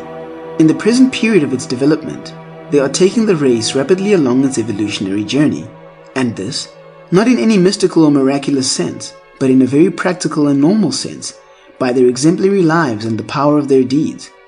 The good men who help the world are not wonder workers, though undeveloped minds have ever tried to make them such, but the workers of righteousness, servants of the good law. The world never was, is not, and will not be under the dominion of evil, for such a condition would mean non-existence, evil being merely the negation of good, as darkness is the negation of light. It is light and not darkness which is the sustaining power. Evil is the weakest thing in the world and cannot accomplish anything. The universe not only makes for good, the universe is good, and evil always falls short and fails. Insight is the seeing in the light of truth, that light which is the revealer of all things. As the light of day reveals all objects in the world in their proper forms, so when the light of truth enters the mind, it reveals all things of life in their proper proportions. He who searches his own heart by the aid of truth searches all hearts. He who, by long searching, has perceived the perfect law, which is operative in his mind, has revealed the divine law, which is the stay and substance of the universe. Insight disperses error and puts an end to superstition. Sin is the only error. Men attack each other's beliefs and remain in ignorance. When they get rid of their own sins, they will become enlightened. Superstition springs from sin. Looking through darkened eyes, men see evil things which are delusions of ignorance. Conceiving in their hearts unlawful things, their imagination is troubled with monsters and terrors which have no existence in reality. Where there is pure insight, there is no fear. Devils, demons, wrathful and jealous gods, vampires and evil spirits, and all the hideous host of ideological monsters have vanished from the universe along with the feverish nightmare which gave birth to them. And before a rapt gaze of the purified one, there spreads a universe of orderly beauty and inviolate law. The man of insight lives in the beatific vision of the saints, not as a fleeting experience in a moment of exceptional purity, but as a constant, normal condition of mind. He has completed his long journey through self and sorrow and is at peace. He has conquered and is glad. He sees all the sin, misery, and pain that are in the world more plainly and vividly than other men. But he now sees it as it is in its cause, inception, growth, and fruitage, not as it appeared to him when he was blindly involved in it and his mind was distorted by impurities. He watches the growth of beings from the immature to the mature through periods of change and pain with tender compassion and solicitude, as the mother watches the growth of her child through the helpless period of its infancy. He sees justice operating in all things. While men are waxing wrathful over the triumph of wrong, he knows that wrong has not triumphed, but is brought to naught. He sees the overruling right, which, though concealed from worldly eyes, remains forever unshaken. He sees the littleness, the puny weakness, and the blind folly of evil as compared with the majesty, invincible power, and the all-seeing wisdom of good. And thus, knowing and seeing, his mind is finally fixed in that which is good. He is devoted to truth, and his delight is in the doing of righteousness. When insight is born in the mind, reality stands revealed. Not a metaphysical reality distinct from the universe, not a speculative reality other than the things of life, but the reality of the universe itself, the reality of things in themselves. Insight is triumphant over change and decay, for it perceives the abiding in change, the eternal in the transient, the immortal in the things which pass away. And herein is the meaning of that fixed nobility of character of the saints and sages, and superlatively of the great teachers of the race, that they perceive and abide in reality. They know life in its completion. They understand and obey the righteous law. Having conquered self, they have conquered all delusions, have triumphed over sin. They have triumphed over sorrow. Having purified themselves, they see the perfect cosmos. He who chooses the right, the pure, the good, and clings to them through all misunderstandings, insults, and defeat, reaches, at last, the place of insight, and his eyes open upon the world of truth. Then his painful discipline is ended. The lower conditions no more affect him or cause him sorrow. Purity and joy abide with him, and the universe again rejoices in the triumph of good and hails another conqueror. End of Chapter 8. Chapter 9 of The Life Triumphant, Mastering the Heart and Mind by James Allen. Chapter 9, Man the Master. By the mastery of self, a distinct form of consciousness is evolved, which some would call divine. It is distinguished from that ordinary human consciousness, which craves personal advantages and gratifications on the one hand, and is involved in remorse and sorrow on the other. This divine consciousness concerns itself with humanity and the universe, with eternal verities, with righteousness, wisdom, and truth, and not with pleasures, protection, and preservation of the personality. Not that personal pleasure is destroyed, but that it is no longer craved and sought. It no longer takes a foremost place. It is purified, and it is received as the effect of right thought and action, and is no longer an end in itself. In the divine consciousness, there is neither sin nor sorrow. Even the sense of sin has passed away, and the true order and purpose of life being revealed, no cause is found for lamentation. Jesus called this state of consciousness, quote, the kingdom of heaven, unquote. Buddha named it, quote, nirvana, unquote, and Lao Tzu's term for it was, quote, Tao, unquote. Emerson refers to it as, quote, the oversoul, unquote. And Dr. Bucky calls it, quote, cosmic consciousness, unquote, in his valuable work bearing that title. The ordinary human consciousness is self-consciousness. Self, the personality, is placed before everything else. There are ceaseless anxieties and fears concerning the self. Its possible loss is thought to be the most grievous calamity, and its eternal preservation the most important thing in the universe. In divine consciousness, all this has passed away. Self has disappeared. Therefore, there can be no more fears and anxieties concerning the self, and things are considered and known as they are, and not as they afford pleasure or cause pain to self, not as self wishes them to be for its own temporal or eternal happiness. The self-conscious man is subject to desire. The divinely conscious man is master of desire. The former considers what is pleasant or unpleasant. The latter acts from the righteous law without reference to pleasure or pain. The race is passing through self-consciousness to divine consciousness, through the slavery of self, with its sense of sin and shame, to the freedom of truth, with its sense of purity and power. The great teachers and saviors of the race have already attained. In former existences, they have already passed through all forms of self-consciousness, and now, having subjugated self, have become divinely conscious. They have reached the summit of evolution on this earth, and have no further need to be reborn in the self-conscious form. They are masters of life. Having conquered self, they have acquired the supreme knowledge. Some of them are worshipped as God because they manifest a wisdom and consciousness which is quite distinct from the normal self-consciousness of humanity, and which is therefore regarded with and shrouded by incomprehensible mystery. Yet, in this divine consciousness, there is no mystery, but, on the contrary, a transparent simplicity which becomes apparent when the confusions of self are dispersed. The abiding gentleness, the sublime wisdom, the perfect calm of the great teachers, qualities which appear supernatural when viewed from the self-consciousness state, are seen to be simple and natural when the first glimmering of divine consciousness dawns in the mind.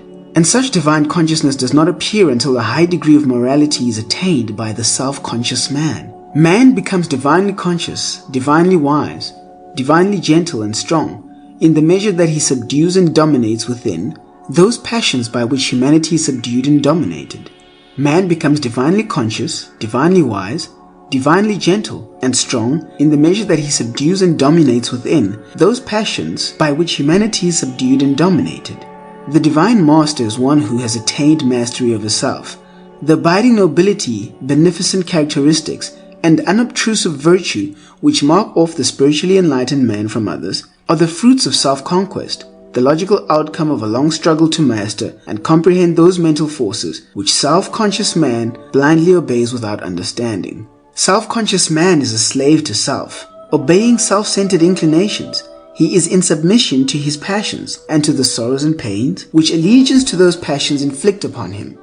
He is conscious of sin and sorrow, but sees no way out of these conditions, and so he invents theologies which he substitutes for effort, and which, while affording him fitful comfort through uncertain hope, leave him the easy victim of sin and the willing prey of sorrow. Divinely conscious man is the master of self. He obeys truth and not self. He curbs and directs his inclinations, and is conscious of a growing power over sin and sorrow. He sees that there is a way out of these conditions by the path of self-mastery. He needs no theologies to aid him, but exerts himself in right doing, and is gladdened by a sense of victory and increasing purity and power. When his mastery is complete, he has no inclinations but those which accord with truth. He has then become the conqueror of sin, and is no longer subject to sorrow. Enlightened, wise, and ever more peaceful and happy is he who has subjected, overcome, and cast out the turbulent self that reigned within. The tempests of sorrow do not chill him. The cares and troubles which beset man pass him by, and no evil thing overtakes him. Secure in divine virtue, no enemy can overthrow him, no foe can do him harm. Kind and peaceful, no person, power, nor place can rob him of repose. There is no enemy but self, no darkness but ignorance, no suffering but that which springs from the insubordinate elements of one's own nature.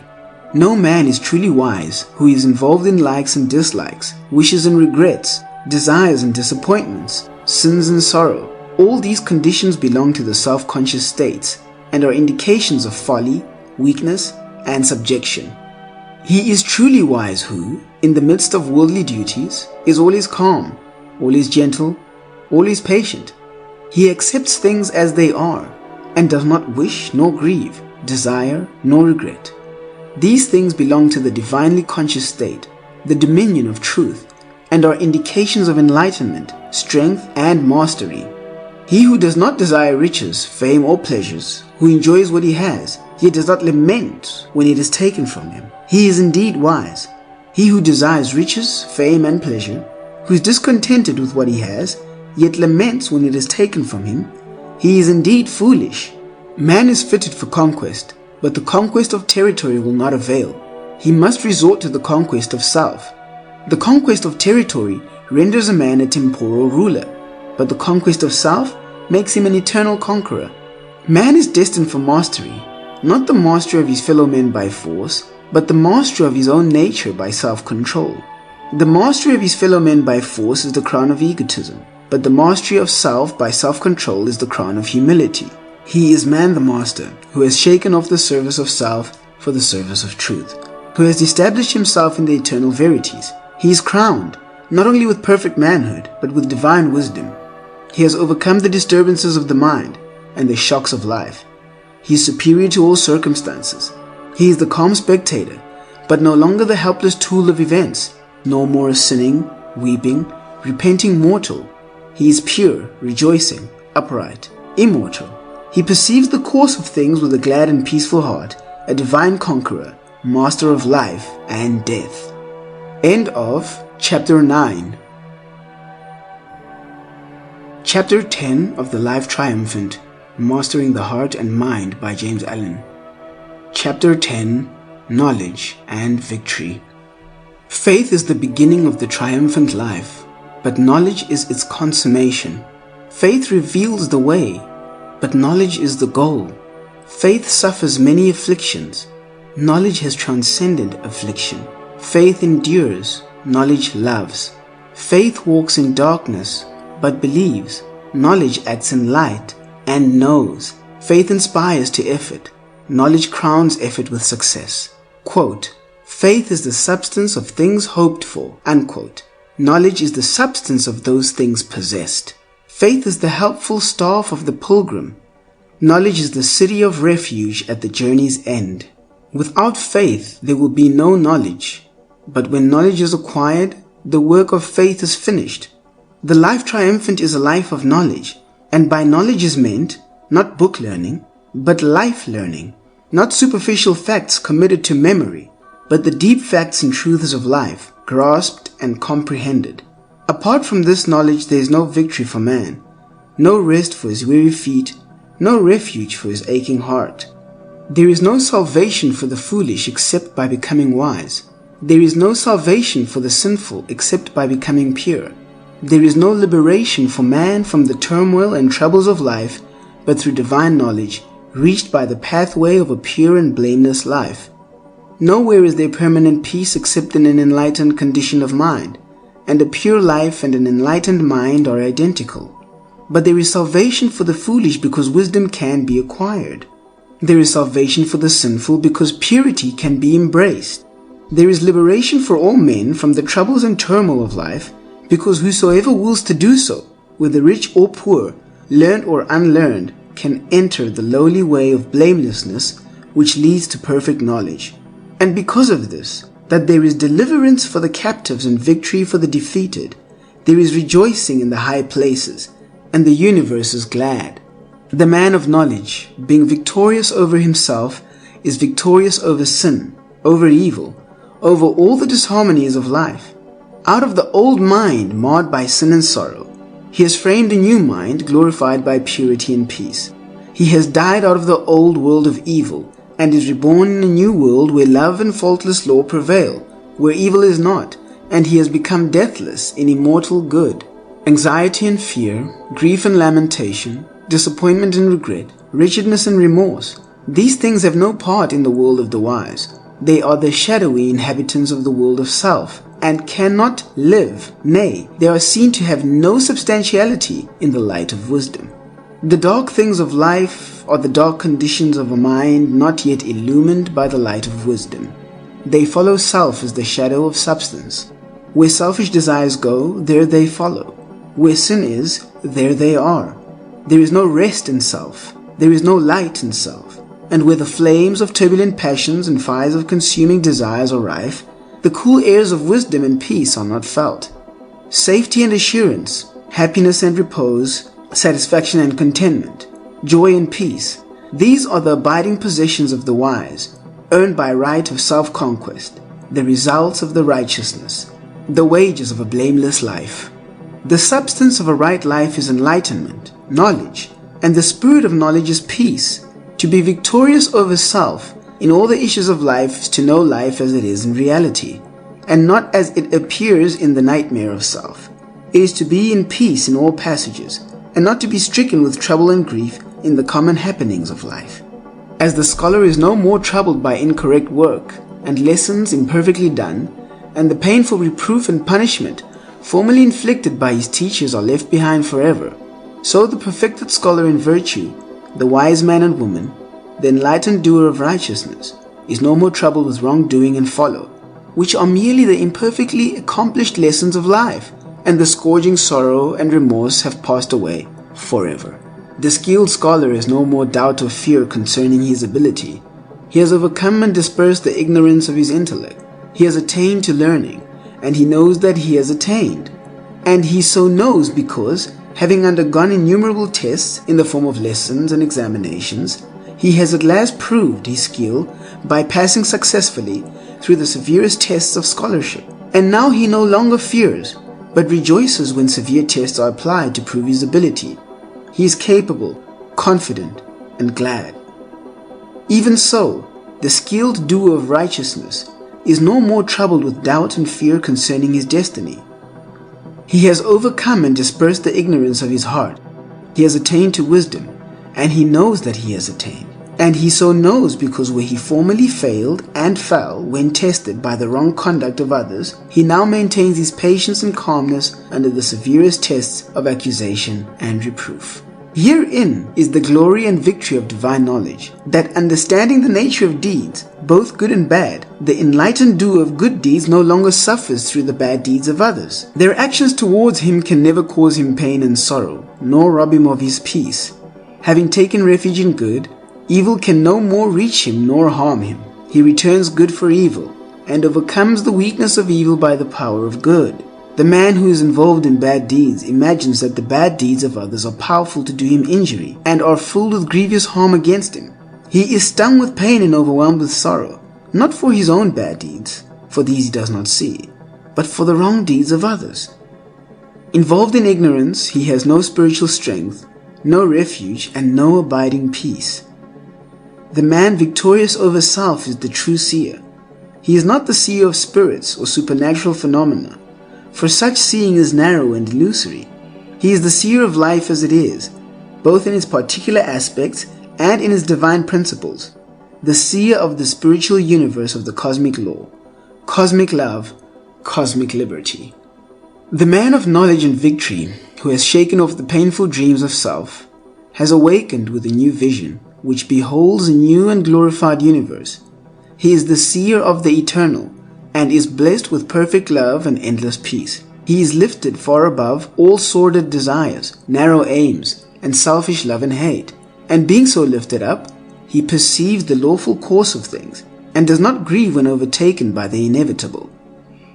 He is above the world of sorrow, not because he has become cold and cruel, but because he abides in love where no thought of self can enter, and where the well-being of others is all in all. He is sorrowless because he is selfless. He is serene because he knows that whatever he receives, it is good, and whatever is taken from him, that also is good.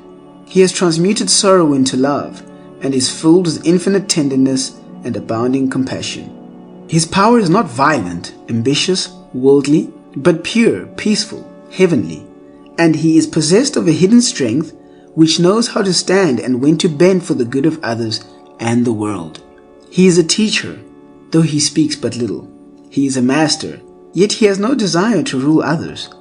He is a conqueror, but makes no attempt to subdue his fellow men. He has become a conscious instrument for the outworking of cosmic law, and is an intelligent, enlightened power directing the evolution of the race. At this, the beginning of a new epoch, let the good news again go forth throughout the world, that there is purity for the sinful, comfort for the afflicted, healing for the brokenhearted, and triumph for the defeated. In your heart, O man, O woman, stained as it is with sin and torn with conflicting desires, there is a place of power, a citadel of strength. You are the dwelling place of the supreme good, and the scepter of victory awaits you. Deep in your consciousness is the high seat of empire. Arise, O stricken one, ascend to your rightly throne. End of chapter 10. End of The Life Triumphant, Mastering the Heart and Mind by James Allen.